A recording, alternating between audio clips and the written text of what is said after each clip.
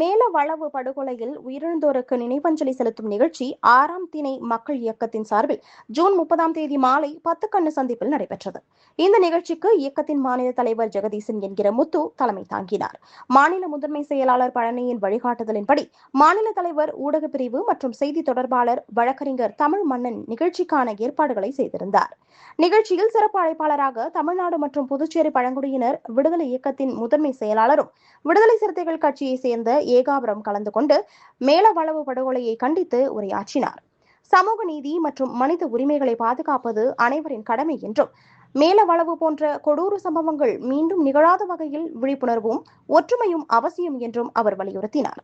தொடர்ந்து கலாம் அறக்கட்டளை நிறுவனர் ஆம்புலன்ஸ் மணி, 6ஆம் திணை மக்கள் இயக்க மாநில இளைஞரணி தலைவர் தினேஷ்குமார் மற்றும் வில்லியனூர் தொகுதி தலைவர் நடராஜன் ஆகியோர் நினைவஞ்சலி செலுத்தி கருத்துரையாற்றினர். மேலும் இளைஞர் காங்கிரஸ் மாநில செயலாளர் உதயகுமார், காங்கிரஸ் ஊடக பிரிவு தலைவர் ராம்குமார், தொழிலதிபர் சவுந்தர், ஏஐஎஸ்எஃப் மாநில துணைத் தலைவர் பிரவீன்குமார் உள்ளிட்ட பல்வேறு அமைப்புகளை சேர்ந்த நிர்வாகிகள் மற்றும் பொதுமக்கள் கலந்து கொண்டு மலரஞ்சலி செலுத்தினர்.